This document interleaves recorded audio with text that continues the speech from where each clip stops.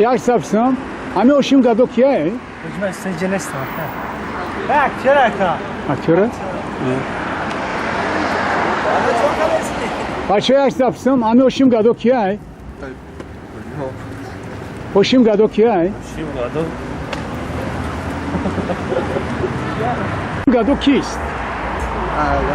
بهترین اکتوری جهان که تمام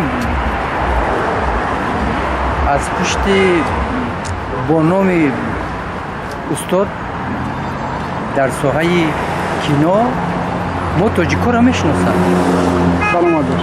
1988 با فرمان خودی میخائیل سیدیش گرداچوف با هوشیم گادو ناپیشی خلقی ایجاد شده رو سزاوار میدونم. سلامت باش. رستم و سهرابی که کارگردان باریز کیمیاگر بود، نقش سهراب بود و بین در این فیلم زنده برآمد کرده است که واقعا تا امروز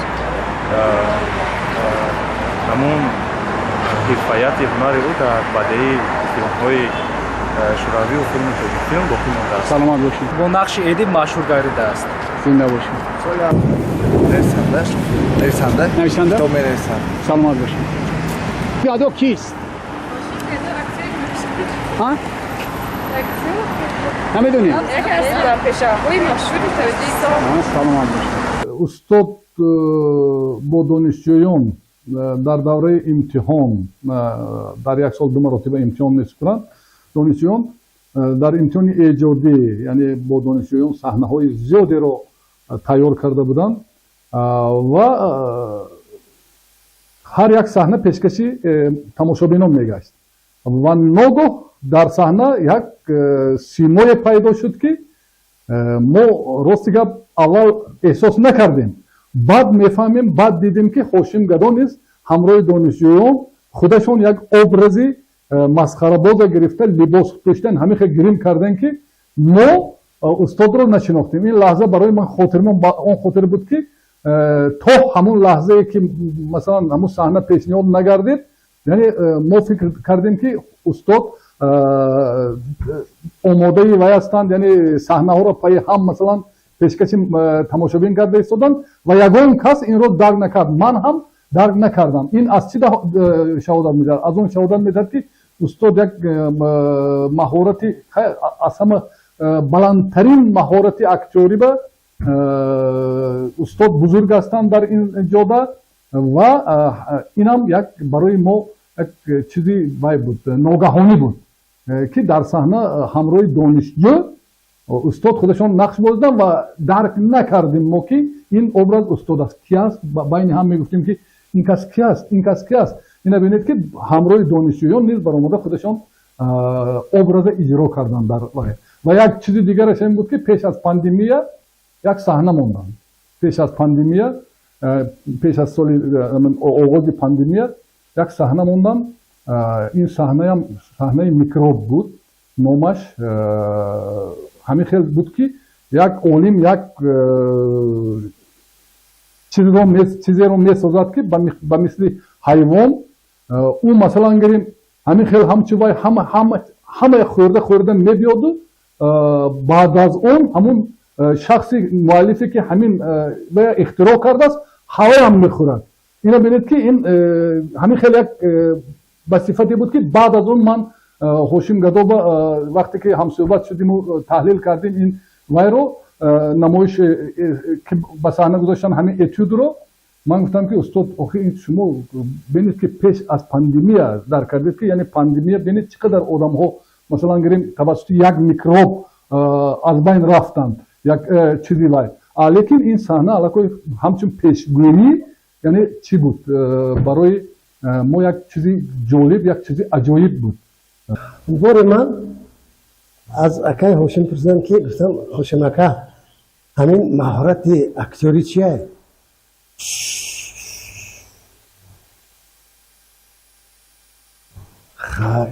خب همین پوچشا بالای همون خرک بود، هم خرک با ما استاد هیچی نگو.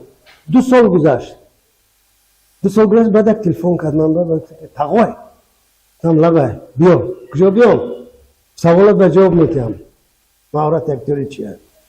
ها من گفتم هایلش همین سهر قطع رفتم من کجا بیام گفت هم حکومت شهر بیا اون خونش هم نزدیکی بودم میدیدن بعد همه سر و سیمه شده رفتم ما سمکه شد دادو بعد قپیده ایستادم من میدرم رفت 2 ساعت اونجا گپ زد خیلی نمیدونم چی مسئله خونش حل کرد بعد اینجا برام ساعت 2 الکی 10 بعد اومدن من گفت اویل که من بگیرم رفتیم تئاتر رفتیم اونجا باید 2 ساعت دیگه وقت بگیریم خیلی اینجا برام با یک جورم وای ورزشگرای غلبه کردن روایت تبریک کردن در کار خود رفتیم دانشگاه وای کشاورزی رفتیم خیلی اونا تبریک کرد الکی من خط نه سرخوری کرده نه مثلا گوش نه دست نه هیچی نمیفهمم خدمت گفتم حکومت خیلی 2 کلمه قد گپ زدیم من بعد اومدیم باغ حیوانات اومدیم اون وقتا اول خر بود خر نشون بود گفت ای چه کیه من گفتم خر این نه آخه ابرازی کیه خراکتر من گفتم نمیدونم بعد خودشون گفتن فلان اون طرفش اسب بود بعد اسب هم شما گفتم اسب نه آخه خراکتر کیه بعد من گفتم خیلی نمیدونم بعد این طرف اومدیم که شطور هم ندونستم گفت بعد این طرف اومدیم که خیلسا بعد من گفتم انا می اتاکد مونان انا یافتی بعد این طرف رفتیم خیلی رو با دیگر شیر و همه دیدیم بعد همه خیلی تماشا بعد برآمدیم سمکش دست بعد سمکارا مرا گفت سمکارا ایسا بعد سمکارا گرفت دستم بعد گفت که ما کدومش بدم بعد من گفتم که اکاوشین خیلی درنده که شما هم دارین باغ حیوانات نیست گفته یک خنده وای کرد اما قطعی بعد خیلی من گفتم که آفر در حقیقت همه خیلی ما مثلا دانشجوهای وقتی که میبین قبول میکنیم حتما اول باغ حیوانات میریم این همه خیلی است میاموزن میبینن که تا آخر فهمیدن بسیار دشوار است دیدن درک کردن بین دشوار است برای همین اینا باشن اینا هم اونو دروز بینن باشن که ما فقط دعاگویان جان می‌رسیم که باشه در بری ما کی میدونه اوشیم گدو کیه؟ کی روسا Hoje tá do action, کی میدونه؟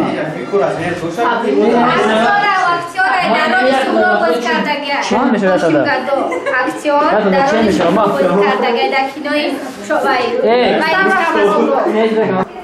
Hoshim Gado va yak guna pesha navisanda va asarhoy ziyod navistagiya. چند اثر نوشته؟ چند جلد؟ Asarhosh bisyo hastane ke یکون چه میدونی؟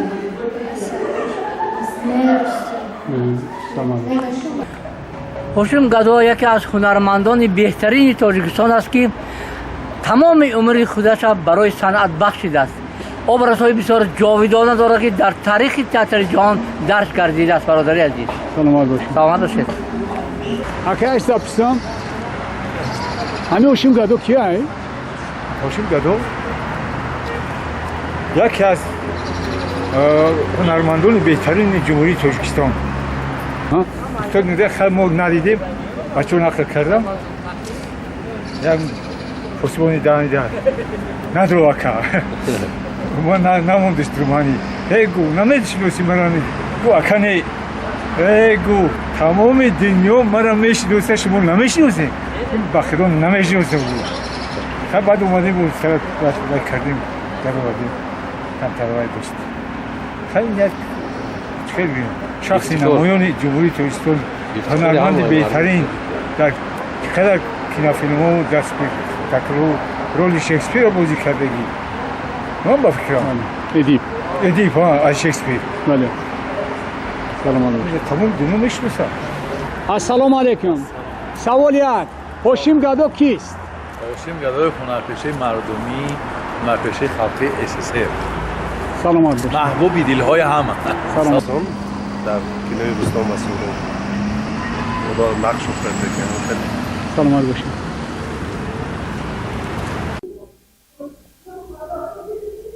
درباره هوشیمکا گپ زدن بسیار دشوار است چون که یگام گپی نمانده است که الکی درباره آن کس نگویند نه اینکه ما بلکه جهانیان حتی از افریقا از هندوستان از چین حتی از ژاپن نگاه میکنیم اینقدر در حقیقت ارزنده هستند اون کس که همین تمام دنیا درباره اون کس گپ میزنن و در حقیقت ما افتخار میکنیم با هاشم اکا، چونکه هاشم اکا در حقیقت یگانه هستند. اکثریت میگن نابغه، من میگم که نابغه های نابغه هستند، چونکه در ساحه من همین صنعت، در ساحه تئاتر در حقیقت به همتا بودن، به همتا موندن. من در ساحه از تئاتر من کم ترک نوجری ها بود، مثلا دای کردن دعوت نکردن. من ببینید راه هاشم گرفته نمیشه، این مثل یک بولقان است. میدونید اگر مثلا پیش راهش میگرفتن، منم نویسندگی ببینید 1000 توم 1000 جلد نوشتن کتاب آسان است. کدام انسان کدام نویسنده در دنیا 1000 جلد کتاب می نویسد؟ این بدهان گفتن اگر پیش راهش میگرفتن در ساحه نویسندگی، باز دیگر راه. من میدونم که در جوده مثلا هیکل سازی بازم بی‌نظیر هستند.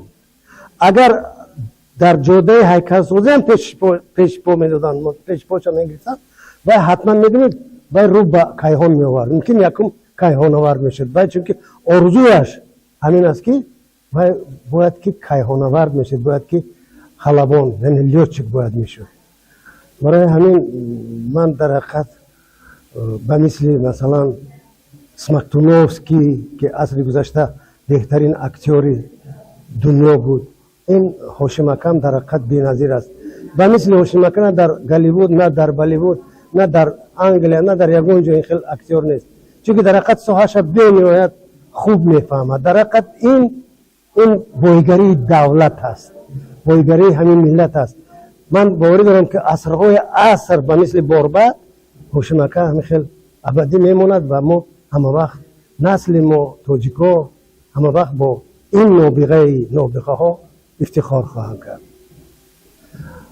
و در دانشکده سالهای زیاد است که درس میگوید استاد. البته ما هم کوشش میکنیم که همه وقت دستگیری کنیم، همه وقت یک اسلوبی خاصی اون کسا راه اندازی کنیم که مثلا بچه ها با همین راه روند. و نزدیک یک اثر بسیار خوب نوشتن، مجلسی وحوش، یعنی تمام درباره تمام پرندگان و درندگان و چرندگان جمع آمده انا یک مجلس میگذارن که چرا ما به این حال گرفتاریم. در حقیقت یک چیز بسیار خوب است. این چیز البته صحنه‌ای کردن در یک سال نیم سال نمیشد. این در حقیقت وقت طلب میکند، مبلغ طلب میکند و کار زیاد طلب میکند که اون آرزویی که اکای هاشم دارن اون را ما عملی کنیم. بنابراین ما حاضر در جوده اون هستیم که ما هر سال جشنواره مثلا زادروزی هاشم اکا جشن میگیریم. هر سال بار میکه در یک سال 3 بار جشن گرفتیم، 3 مرتبه هم دعوت کردیم. ما در اینجا بسیار خوب خودشون موندن. نوروزنامه هاشم اکا بنهایت بلند و در سطح خیلی بلند از رهبرت جمهوری آمده تماشا کردن با وی بلند دادن و ما هم به قدر توانایی ما حاضر آمادگی داریم که 10 ماه در دانشکده یک زادروزی اون کسا جشن گیریم و دعوت کنیم و اون کس آماده باز یک بار دیگر ما رو خشنود کنند.